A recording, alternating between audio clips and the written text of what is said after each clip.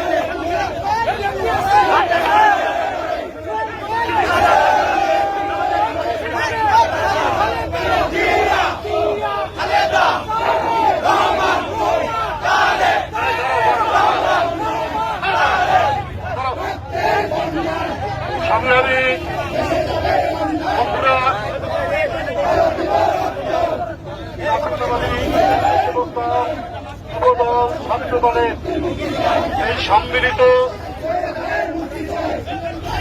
বিক্ষোভ মিছিল শেষে এই পথসভায় এখানে উপস্থিত রয়েছেন বিএনপির জাতীয় নির্বাহী কমিটির সাংগঠনিক সম্পাদক অ্যাডভোকেট আব্দুল সালাম আজাদ, এখানে উপস্থিত রয়েছেন বিএনপির জাতীয় নির্বাহী কমিটির সহ অর্থনীতি বিষয়ক সম্পাদক মাহমুদুর রহমান সুমন, এখানে উপস্থিত রয়েছেন জাতীয়তাবাদী স্বেচ্ছাসেবক দলের সাবেক সহসভাপতি ছাত্রনেতা বদরুজ্জামান, এখানে উপস্থিত রয়েছেন ছাত্রদলের সাবেক ভারপ্রাপ্ত সভাপতি রাশেদ, উপস্থিত রয়েছেন স্বেচ্ছাসেবক দলের সাবেক সহসভাপতি হাওলাদার সত্য কারাবন্দী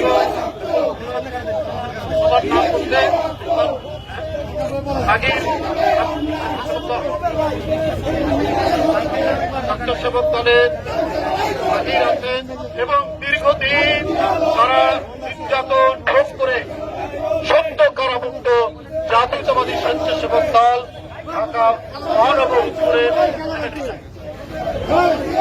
সাবেক সেক্রেটারি সাবেক সে আজকে উপস্থিত রয়েছেন এখানে। সবাইকে ধন্যবাদ। বন্ধুরা যারা দাঁড়াও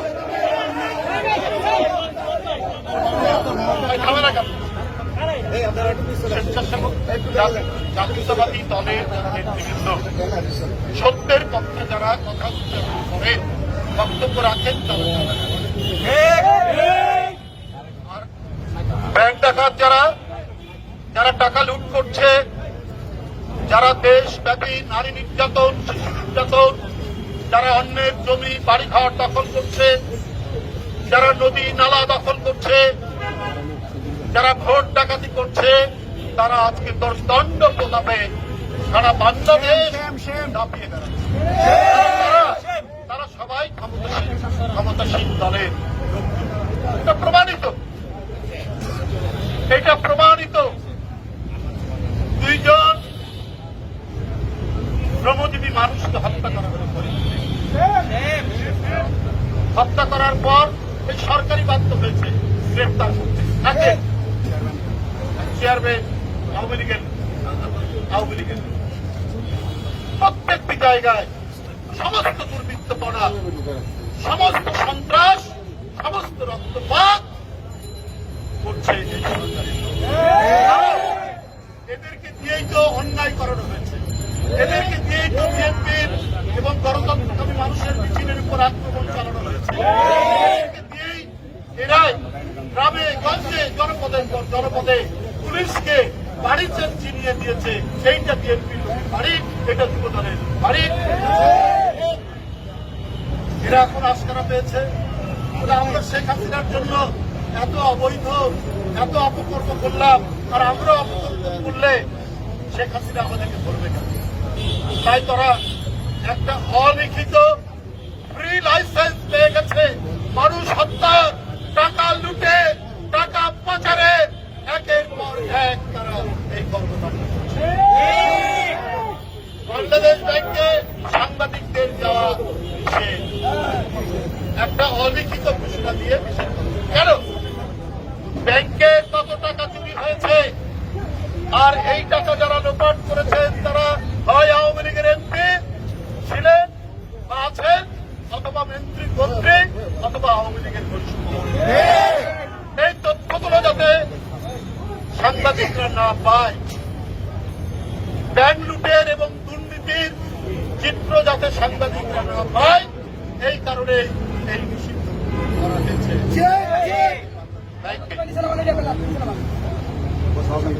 কারণ যারা অপরাধী তারা পাপকে লুকিয়ে রাখতে চায়, তাদের লুটপাট আর দুর্নীতির পাপ ঢেকে রাখার জন্যই গণমাধ্যমের সাংবাদিকদের উপর নিষেধাজ্ঞা জারি করা হয়েছে।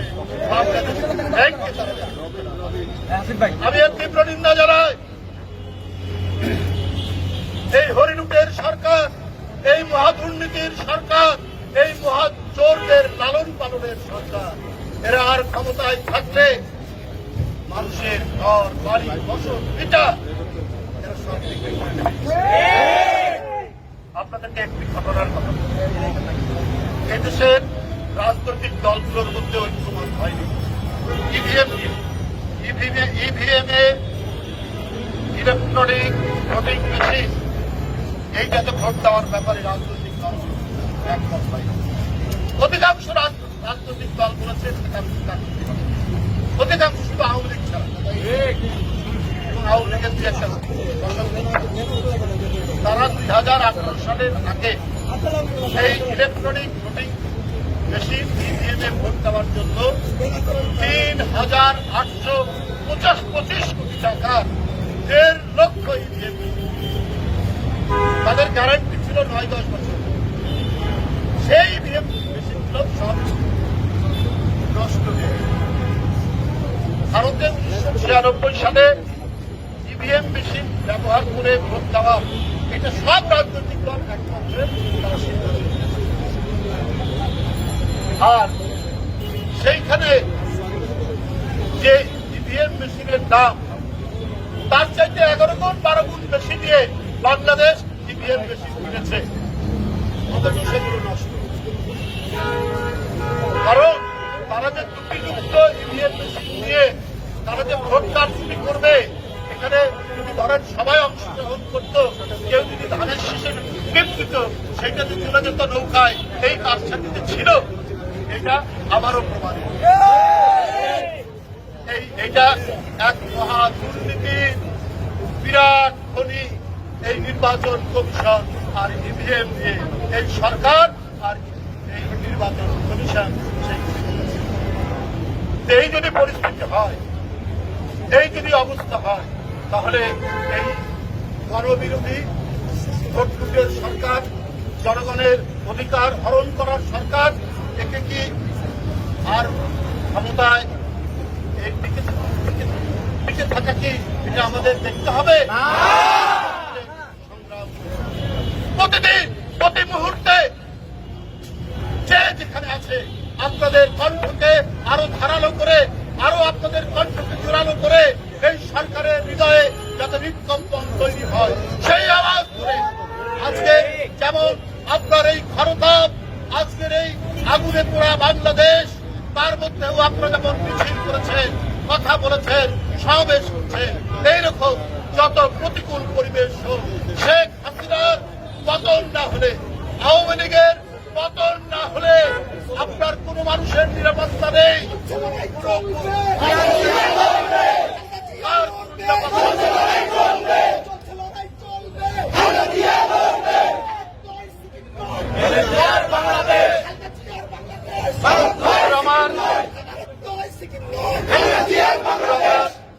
ওবায়দুল কাদের সাহেব আমার কালকে বলেছেন, আমি বক্তব্য রেখেছিলাম একটা বিষয়, যে তারা তো দেশের সার্বভৌমত্ব, স্বাধীনতা সবকিছু বন্ধক রেখেছেন পার্শ্ববর্তী দেশে। বাংলাদেশ নিয়ে পাকিস্তান একটি প্রশংসাসূচক বলেছেন। এই জন্য ওবায়দুল কাদের সাহেব খুবই আনন্দিত। ওবায়দুল কাদের সাহেব এত আনন্দিত যে এইটা আবার তিনি চিৎকার করে জোরালো ভাষায় বলছে, ওই পাকিস্তানও তো আমাদের। আপনারা পাকিস্তানের কথা শুনলে গোসল করেন কয়েকবার। আজকে শুধু আরো বাংলাদেশ সামান্য একটু প্রশংসা করেছে, সেইটা জোর গলায় বলছে আর বলে বিএনপির সাথে নাকি ফিরিয়ে। কিন্তু ওরা তো একটা জিনিস, বিএনপি সত্যের পথে যা বলে স্পষ্ট করে বলে, আর ওরা বলে তলে তলে, করে তলে তলে। কারণ ওবায়দুল কাদেরেরই ভাষা, এটা আমাদের ভাষা না। ওরা ওবায়দুল কাদের সাহেব আওয়ামী লীগ তলে তলে ফিরিয়ে সবার সাথে করে রাখে, কারণ ওরা অবৈধ, ওরা সত্য কথা বলতে পারে না, ওদের কোনো আদর্শ নেই। আদর্শ হচ্ছে লুটপাট, ওদের আদর্শ হচ্ছে ব্যাগ লুট, ওদের আদর্শ হচ্ছে মানুষের অর্থ ভান্ডার লুট, জমি জায়গা দখল। যাদের আদর্শ নাই তারা যে কোনো কাজ করতে পারে, ওবায়দুল কাদের সাহেবরা সেই কাজই করছে। আমি অবিলম্বে আমাদের নেতৃবৃন্দ, আন্দোলনের সংগ্রামের এক একজন সিপাহসালা, যারা দেশনেত্রী বেগম খালেদা জিয়া, যিনি আজও বন্দী রয়েছেন, গণতন্ত্রকে চিরস্থায়ীভাবে বাকশালে পরিণত করার জন্য বেগম খালেদা জিয়াকে বন্দী করে রেখেছেন। আমরা সেই গণতন্ত্রের মা দেশনেত্রী বেগম খালেদা জিয়া মুক্তি চাই। এই মুক্তি মুক্তি মুক্তি চাই, খালেদা জিয়ার মুক্তি চাই, জুয়েল ভাইয়ের মুক্তি চাই, জুয়েল ভাইয়ের মুক্তি চাই। হামলা করে আন্দোলন হামলা দিয়ে আন্দোলন গণতন্ত্র প্রতিষ্ঠা করে আজকের যিনি আমাদের গণতান্ত্রিক আন্দোলনের অন্যতম প্রেরণা, যাকে নানা মামলা, নির্যাতন এবং সাজা দিয়ে, মিথ্যা মামলায় সাজা দিয়ে নানাভাবে নির্যাতন হচ্ছে দেশ। তারেক রহমান বীরের বেশে আসবে ফিরে বাংলাদেশে, তারেক রহমান বীরের বেশে আমাদের ডাকছে। আমাদের এক অকুত ভয় সাহসী নেতা সমস্ত অত্যাচারকে বুকে ধারণ করে সে লড়াই করতে পারে। আব্দুল কাদের ভূঁইয়া ছিলেন আরেক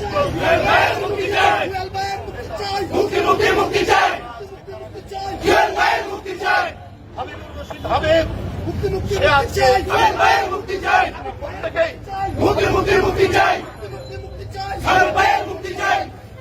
আজকে বীর নওয়াজ আলী ঢাকা কলেজের ভিপি সংগ্রামের এক বীর নওয়াজ আলী।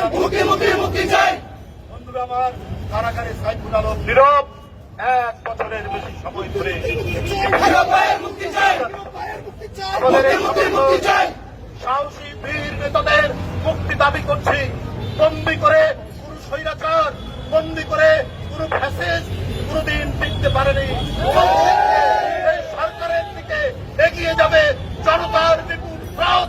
শেখ হাসিনা উনি ঘুমের মধ্যে আছেন, উনি টের পাচ্ছেন না জনতা কতটা ক্ষুব্ধ, জনতা কতটা প্রস্তুত আপনার দিকে ধেয়ে গিয়ে আপনার সিংহাসন ধুলায় লুটিয়ে দিতে। অবিলম্বে যাদের নাম বললাম, নেতৃবৃন্দ